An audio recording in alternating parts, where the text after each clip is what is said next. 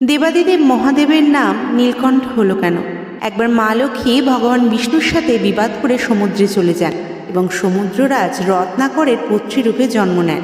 বৈকুণ্ঠ থেকে লক্ষ্মীর প্রত্যাবর্তনে দেবতারা তাদের সকল ধনসম্পদ ঐশ্বর্য হারায়। তখন তারা ত্রিদেব মানে ব্রহ্মা, বিষ্ণু, মহেশ্বরের শরণাগত হন। তাদের পরামর্শে দেবতারা সমুদ্র মন্থনের আয়োজন করেন।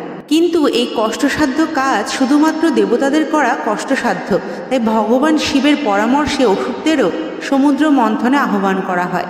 অসুরেরা এই শর্তে রাজি হয়, সমুদ্র মন্থন থেকে যা প্রাপ্ত হবে তার অর্ধেক অসুরদের দিতে হবে। যথাসময়ে সমুদ্র মন্থন শুরু হলো।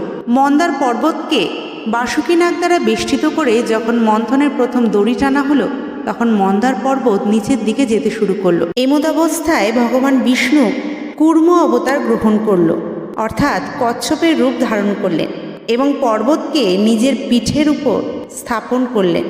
এতে করে পর্বতটি নিচের দিকে যাওয়া থেকে বেঁচে গেল। সমুদ্র মন্থনে সর্বপ্রথম হলাহল নামে এক বিষ উঠে এলো, যার ফলে সমস্ত ব্রহ্মাণ্ডের বায়ু বিষাক্ত হয়ে গেল। শিব সমস্ত সংসারের মঙ্গলের জন্য এই হলাহল বিষ পান করল। তখন মা পার্বতী ছুটে এসে ভগবান শিবের কণ্ঠ টিপে ধরলেন, যেন মহাদেবের দেহ পর্যন্ত বিষ না যায়। বিষগুলো তখন গলাতেই আটকে থাকলো এবং মহাদেবের কণ্ঠ নীল হয়ে গেল।